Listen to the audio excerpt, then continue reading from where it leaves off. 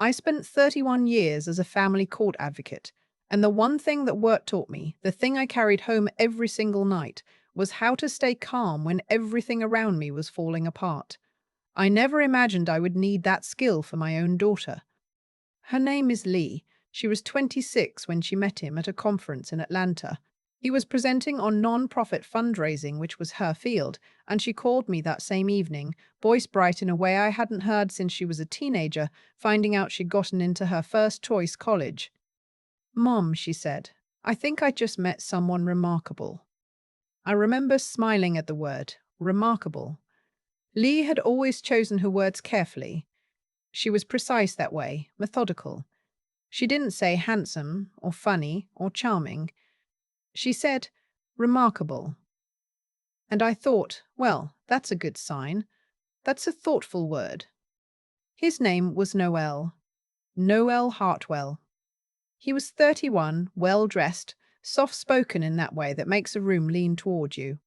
The first time he came to my house in Raleigh for Sunday dinner, he brought good wine, complimented my bookshelves, asked about the photographs on my wall. He sat across from me and listened, really listened, when I talked about my work. He said things like, "That must have taken real courage, and I imagine you've seen things most people couldn't carry." I liked him. I want to be honest about that. I liked him, and that matters to this story, because what came after wasn't obvious. It never is. That's the part people don't understand when they hear these stories secondhand. They say, well, why didn't you see it? And the answer is, because the beginning is designed so that you won't. They dated for 14 months. She was happy, or she seemed happy, and I've since learned those are not always the same thing. He moved to Durham to be closer to her. He proposed on a Tuesday in October, which Lee said was on purpose because he knew she hated grand gestures and crowded restaurants. He took her to the park where she used to read on her lunch breaks and got down on one knee with her grandmother's setting, which he had quietly asked me about 3 months prior. I thought that was thoughtful. I thought that showed he paid attention. We planned the wedding for 18 months.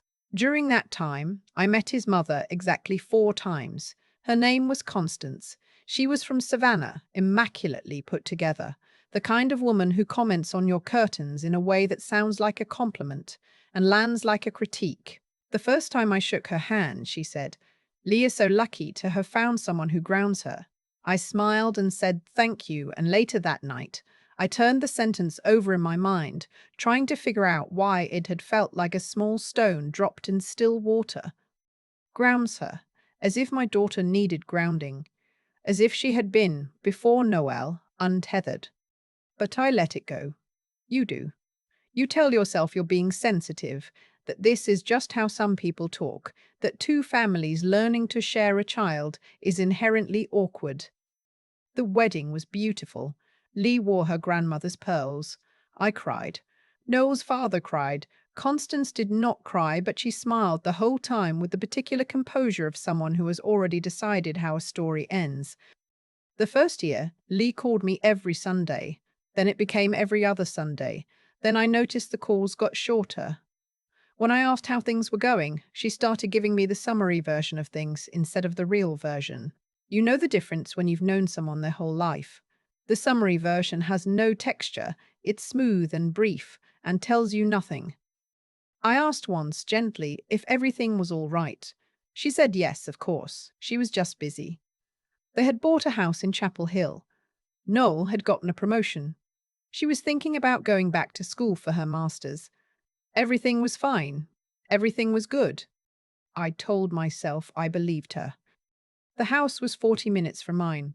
I wasn't invited over often, but I didn't push. Newlyweds need space. I knew that. I'd been married myself for 22 years before Lee's father passed, and I remembered what it felt like to be building something new with someone and needing the world to hold back a little while you figured out its shape. But then small things started to surface. Lee stopped wearing her hair the way she liked, loose, natural, a little wild. She started wearing it pressed flat. I mentioned it once, and she said Noel preferred it that way. I said, "Oh," and moved on. One of her friends called me out of nowhere, a girl named Patrice who had been Lee's roommate in college, and said, carefully, that she hadn't seen Lee in almost 8 months, and that Lee had stopped returning her messages. I said I would reach out. I did. Leigh said Patrice was dramatic and that they'd just grown apart the way people do. Then the holidays came. Thanksgiving at Constance's house in Savannah. I drove down with my sister. The house was large, beautiful, the kind of home that has been decorated to project something rather than to be lived in. Constance greeted us at the door in a silk blouse and pearl earrings that matched mine by coincidence, though I noticed her glance at them in a way that suggested she found the coincidence irritating. Leigh was in the kitchen when I arrived.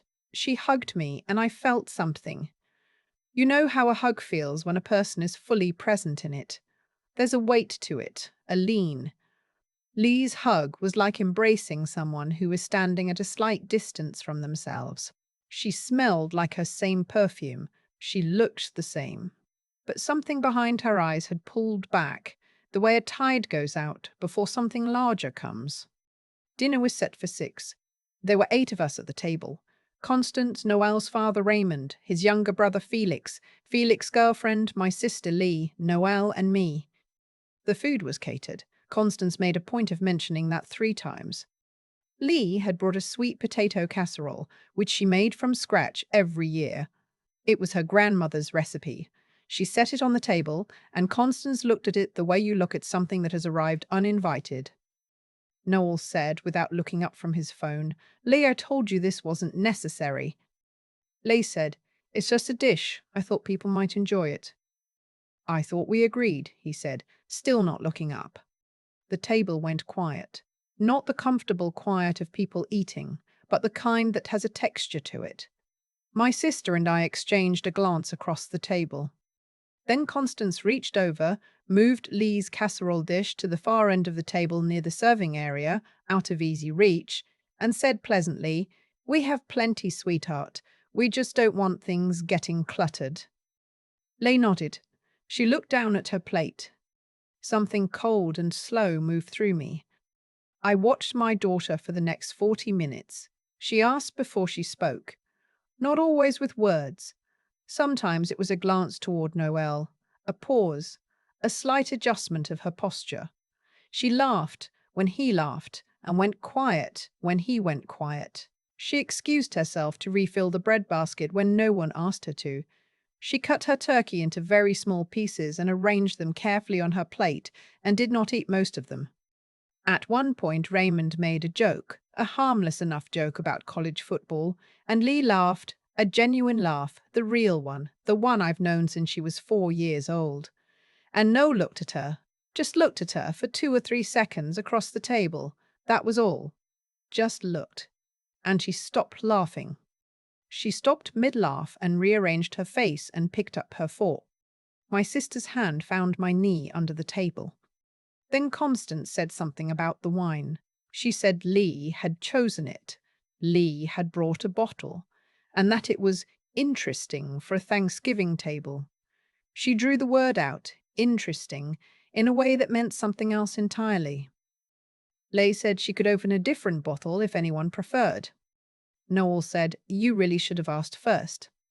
He said it the way you say something you have said many times before, not with heat, with a kind of flat, settled authority, the way you state a rule to someone who has broken it often enough that you've given up being surprised. The table said nothing. Constance smiled and lifted her wineglass. "It really is interesting," she said again. "I just think our guests might have enjoyed something more traditional." The guests she was referring to were my sister and me. I set my fork down. Quietly, I took a slow breath, the same breath I have taken in courtrooms and mediation sessions and hospital waiting rooms for 31 years. The breath that means I am not going to react, I'm going to think. I looked at my daughter. She was looking at her plate. Her jaw was tight, and I saw it. I saw it in the line of her shoulders and the way she held her fork.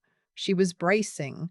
She was bracing the way a person braces when they know what comes next and are trying to get ahead of the impact.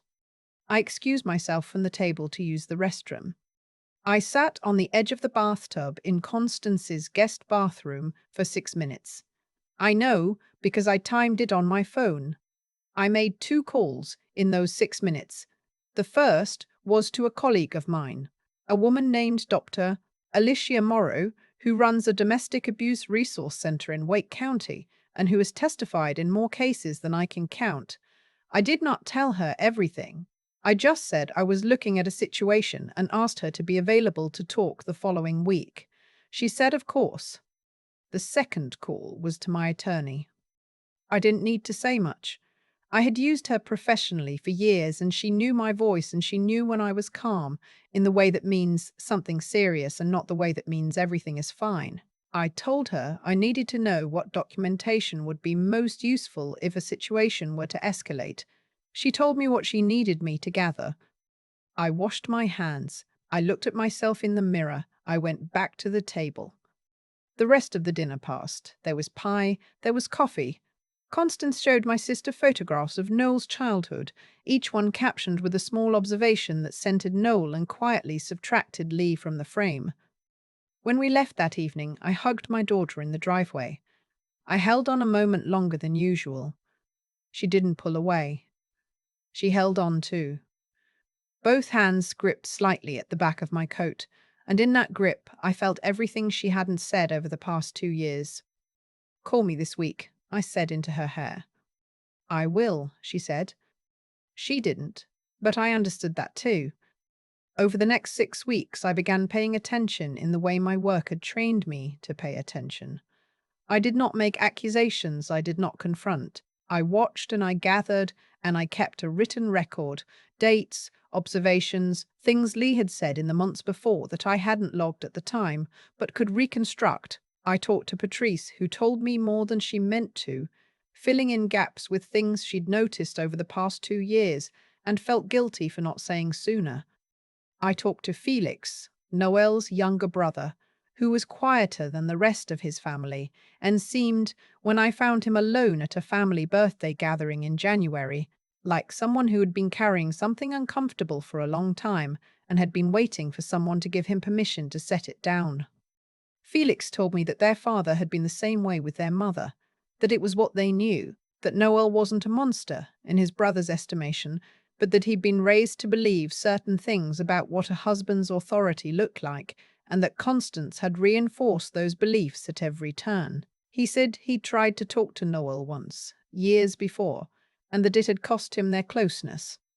I thanked him. I did not tell him what I was planning.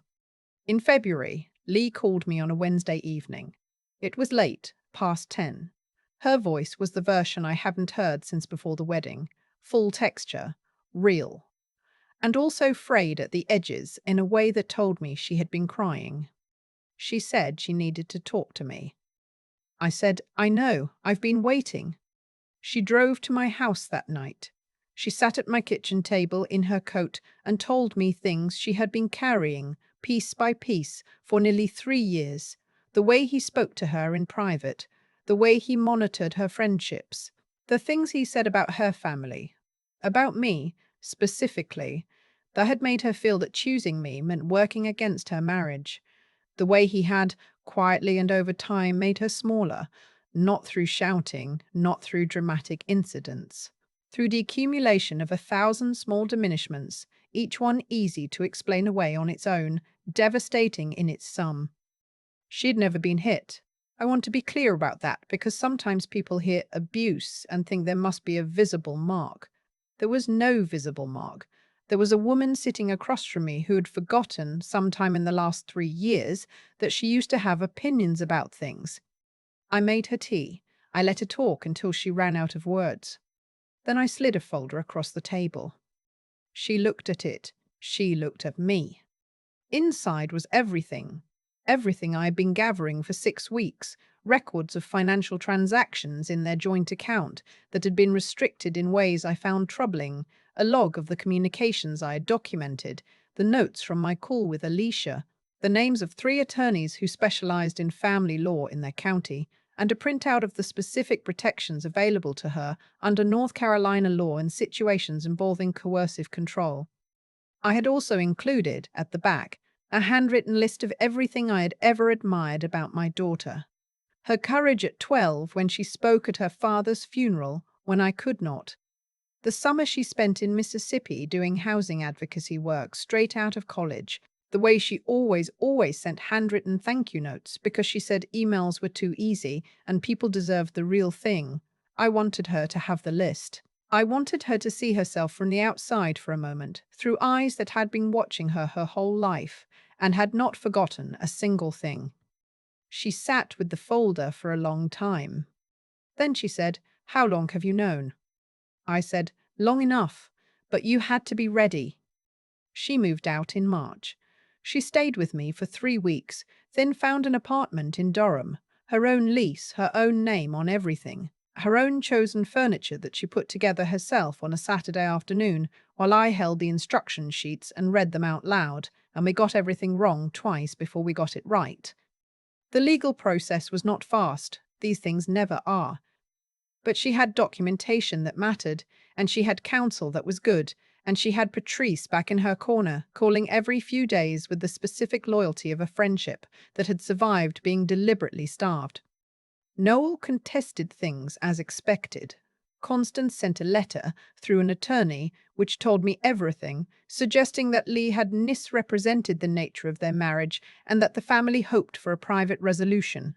My attorney handled the response. The divorce was finalized in August. I went to Lee's apartment that evening with groceries. I made the dinner this time: roast chicken, sweet potato casserole from her grandmother's recipe, the good bread from the bakery on 9th Street. We sat at her small table by the window and we ate, and outside it was one of those August evenings in North Carolina where the light goes golden and slow before it disappears, and you think, even in the hard years, that the world still knows how to be generous. She talked about going back to school. She talked about a hiking trip she wanted to take with Patrice in the fall. She talked about a book she'd been reading, and she had opinions about it. Real opinions, specific and certain. And I sat there and listened and felt something in my chest unlock that I hadn't realized had been closed. The thing about coercive control, the thing I tried to explain to Lee that night, and that I'd seen in courtrooms for 3 decades, is that it doesn't leave fingerprints. It leaves something more insidious, a person who has stopped trusting their own perceptions. The work of recovery isn't about healing a wound, it's about relearning that you have the right to a wound, that your experience is real, that what happened to you has a name. Leigh started therapy in April. She ran her first 5K in October. She called me, I think, more than I called her that year. And each time, the call got a little longer, the texture a little fuller, a little more like the version of her I had been missing. A woman I used to work with asked me, after hearing some of this, whether I regretted not saying something sooner, whether I wished I'd pushed harder, earlier, before it got that far. I've thought about that question. The honest answer is there's no version of that story where pushing harder, earlier, leads somewhere better. You cannot pull someone out of a situation they haven't named yet. What you can do is stay close enough that when they are finally ready, when the door they've been holding shut finally opens, you are standing right there on the other side. That's what I did. I stayed close. I paid attention. I kept a record of who my daughter was so she could find her way back to it when she was ready. She has, slowly and in her own time, the way all real things happen. Last Sunday, she came to my house for dinner. She wore her hair loose. She brought wine without asking anyone's permission. She laughed too loudly at one of her own jokes and didn't apologize for it afterward. I watched her from across the table and thought, there she is. There is the person who has always been there, just waiting for enough space to take up the room she was owed. I keep thinking about that sweet potato casserole, the one Lee made from her grandmother's recipe, set on the table with her own 2 hands, and then quietly moved to the far end by a woman who smiled while she did it. That image stays with me more than anything else from that evening. Not because it was the worst moment, but because it was so small, so easy to dismiss, and that is exactly how it works. The things that do the most damage rarely announce themselves. They arrive dressed as preferences, as household rules, as a husband's reasonable expectations. They accumulate in the space between what is said and what is meant, and by the time anyone thinks to name them, a person has already spent years adjusting herself around them without fully understanding why she feels so tired. What I've come to believe after 31 years of sitting across from families in crisis and then living through my own version of one is that the outcome of a situation like this rarely comes down to one dramatic moment. It comes down to character, built long before the crisis arrives. Noel had been shaped by a household where authority went unquestioned and a mother who confused loyalty with enablement. That wasn't an excuse, it was a cause. And causes have consequences. The consequence in his case was a marriage that ended because the foundation had always been off level, no matter how beautiful the house looked from the outside. Lay's consequence was different. She had the intelligence to eventually see what was happening, not all at once, but in pieces, the way the real picture of something often comes into focus. That clarity took courage, and I don't use that word lightly. It takes something real to look at a life you have built and say, "This is not right, and I deserve better," even when everything around you has been arranged to make you doubt that second part. And I keep coming back to what I did or didn't do in those early months. I didn't storm in. I didn't issue ultimatums. I watched and I documented and I stayed close enough to be there when she was ready. That wasn't passivity. That was a decision I made with everything I knew about how people find their way out of situations that have slowly become their normal. You cannot pull someone out of the burning building if they haven't yet accepted that it's on fire. What you can do is stand at the door and make sure they know the exit is there.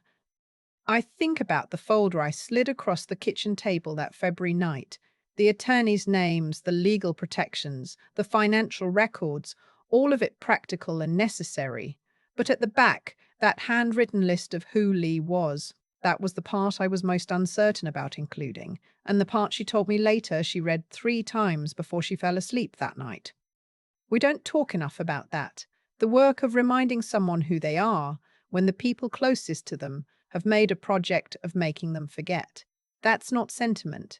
That's the most useful thing another person can do. Lay runs now most mornings. She calls without a reason. She laughs too loud and doesn't apologize. Those are small things, and they are everything.